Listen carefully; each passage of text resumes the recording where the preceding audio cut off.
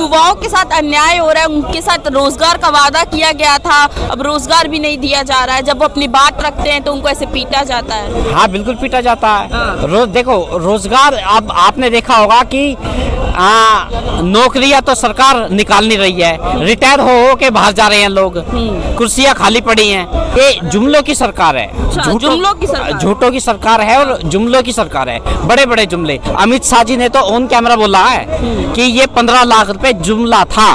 उन्होंने तो बोल दिया, वायरल भी हो रहा उनका वीडियो, देखा होगा आपने। तो इसी तरीके से ये सरकार सिर्फ और सिर्फ जुमलों की सरकार है, और काम करेगी तो सिर्फ और सिर्फ उद्योगपतियों के लिए काम करेगी। गरीब इंसान के लिए कोई काम नहीं होगा इस देश में। अच्छा। हाँ कोई काम नहीं होगा। बता दो एक भी काम हुआ तो गरीब का बच्चा पढ़ाई लिखाई करने के बाद में नौकरी मांगने गया है, लेकिन उसको नौकरी नहीं मिलती। क्या मिलता, उसके ऊपर लाठीचार्ज करके वो उसको भगा दिया जाता है, लेकिन नौकरी नहीं दी जाती। आपने देखा होगा अभी कुछ दिन पहले जंतर मंतर पे भी बैठे थे बहुत सारे स्टूडेंट, नौकरी की मांग कर रहे थे। बेचारे एसएससी सीजीएल की तैयारी में लगे हुए हैं, एग्जाम भी क्लियर हो चुका है, उनका रिटर्न भी क्लियर हो चुका है, लेकिन नौकरी कब मिलेगी पता नहीं। जबकि 2 करोड़ नौकरी का वादा किया था मोदी सरकार ने, और आज क्या मिल रहा, नौकरी मिल रही है? नहीं मिल रही है। जुमलों के अलावा देश में कोई काम नहीं हो रहा। पहले तो हो रहे थे, अब तो सिर्फ और सिर्फ जुमले बना के दे रही है सरकार। अच्छा। गरीब इंसान को बता दो, ये कहते हैं कि इसमें मकान दे दिए, फलाना दे दिया। 2022 तक मोदी जी ने वादा किया था कि सबको पक्का मकान होगा। 2022 जाके आज 2024 आ गया, लोकसभा इलेक्शन आने वाले हैं। अच्छा। लेकिन आज भी बेचारे गरीब आदमी मैं देखता हूँ ना, फुटपाथ पे बैठे पड़े हैं, फुटपाथ पे बैठे हैं। अच्छा। खाने के लिए रोटी नहीं है, गुरुद्वारे में बेचारे खाना खाते हैं। न सर पे छत है, न सर पे छत है, न खाने के लिए रोटी है। क्या जिंदगी बना रखी है। जुमले दे दे के लोगों का भविष्य खराब कर दिया। युवाओं का भी भविष्य खराब है इस सरकार में। देश में सब कुछ तो इन लोगों ने बेच दिया। अच्छा। हवाई जहाज का सपना दिखाया था, बोला था कि हवाई चप्पल पहनने वाला भी हवाई जहाज की यात्रा करेंगे, और आज हवाई जहाज ही बेच दिया। बताओ अब इसे बैठेंगे किसमें? किसे बैठेगा आप गरीब आदमी? ई रिक्शे में, ई रिक्शे में बैठेगा आप गरीब आदमी? ये जुमले हैं बस इनके, लेकिन अब जुमले नहीं देखेगा देश। आपने देखा होगा किसान तो आ चुके हैं, युवा भी खड़े होंगे, महिला भी खड़ी होंगी। अभी आप देखना धीरे धीरे सब लोग खड़े होंगे। राहुल गांधी ने भी बोला है कि अब पोर्ट, एयरपोर्ट और अन्य स्थल को ऐसे उन्होंने कब्जा कर लिया है, मोदी और अडानी लोगों ने। अडानी अंबानी लेके बैठे हैं सबके। अच्छा। भाई जितने भी, अभी आपने देखा होगा नोएडा में वो जेवर एयरपोर्ट बन रहा है, वो तो गया अडानी के हाथ में, गरीब इंसान के हाथ में थोड़ी है। गरीब इंसान के हाथ में क्या दे दिया? झुनझुना। अच्छा। जैसे कोरोना में मोदी जी ने बोला था कि चमचा और थाली लो और भैया अपने घर में बैठ के थाली बजाओ, बस ये काम है इन लोगों का। अच्छा। एयरपोर्ट तो गया, हवाई जहाज भी गया, और किसान बेचारे यहाँ के बैठ गए हैं आज दिल्ली के बॉर्डर पे।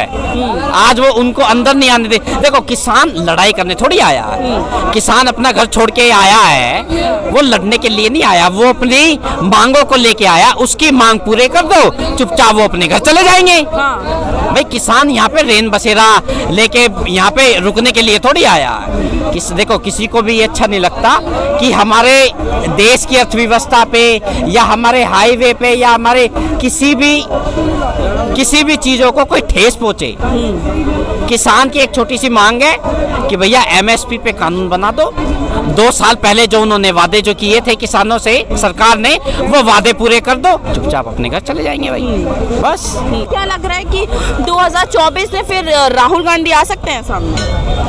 आने तो चाहिए। हाँ। क्योंकि मुझे तो ऐसा लग रहा राहत तो इसमें तभी मिलेगी, राहत तो जब भी मिल पाएगी जब सरकार बदलेगी। अच्छा। नहीं तो हमारे बेचारे किसान इसी तरीके से बॉर्डर पे बैठे रहेंगे।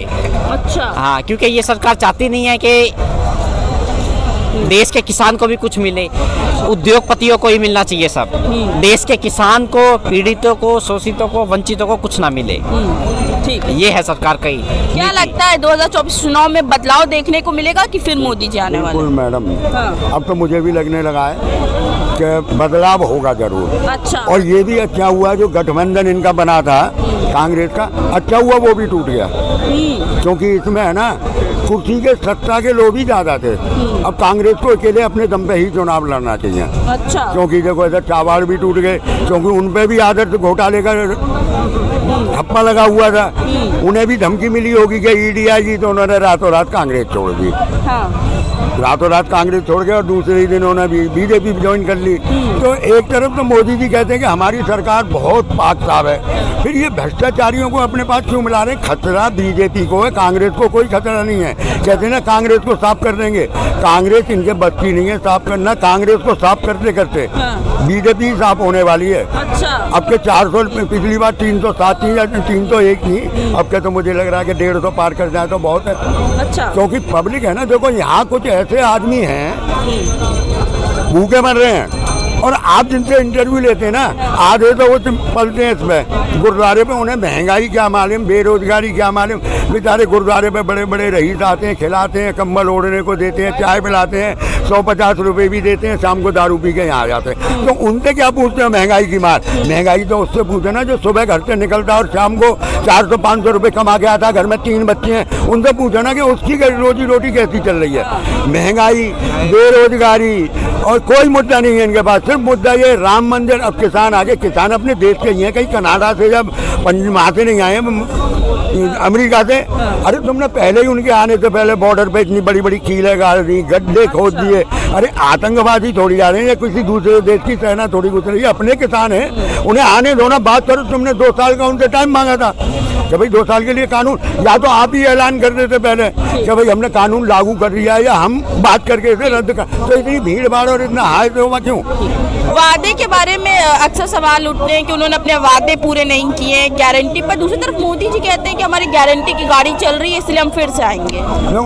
मैडम, एक तो मोदी जी की गारंटी की तो कोई बात ही नहीं है। आप देश के प्रधानमंत्री हो, कोई उठाएगी थोड़ी हो जो आप बातें कर रहे हो या गारंटी दे रहे हो। देश के प्रधानमंत्री हो, आपकी तो मुंह से निकली हुई बात ही गारंटी होती है। आपने जो कह दिया वो गारंटी है। अब तुम कहते हो कि मोदी की गारंटी। अब इससे पहले, मैं पहले ही बोल चुका हूँ, इससे पहले क्या था, वारंटी थी या क्या था? सन 2014 में आपने वादे किए थे बहुत, अगर एक भी पूरा हुआ हो, कोई वादा पूरा नहीं हुआ। 19 में तो खैर आपको एक सहानुभूति से वोट मिला के भाई किस जो एक पुलवामा कांड हो गया, पेंशनें बंद कर दी है इन्होंने। बुजुर्गों की पेंशनें बंद कर दी है मोदी जी ने। अभी तक उनका जो है कि कोई मतलब उन्होंने रीजन नहीं लिया इसका। मोदी जी सबका साथ सबके विकास की बात करते हैं, एक तरफ बुजुर्ग परेशान है, युवा परेशान है, फिर कैसे हो रहा है सबका साथ?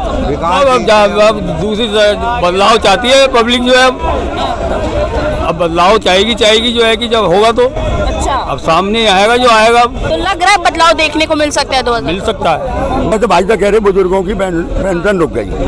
आपको ध्यान होगा मोदी जी ने कहा था कि भाई अगर आप सिलेंडर पे सब्सिडी छोड़ दो तो बहुत आदमियों को, गरीबों को सिलेंडर मिलेगा, बहुतों ने छोड़ दी। मोदी जी ने कहा कि हमारे जो सीनियर सिटीजन हैं, रेलवे में जो उन्हें सुविधा मिलती है, जो छूट मिलती है वो छोड़ दो। लोग बागों ने छोड़ी, मानी ना मोदी जी की बात? किसने नहीं मानी? मोदी जी ने कहा ताली बजाओ कोरोना भाग जाएगा, लोग बागों ने वो भी बजाई।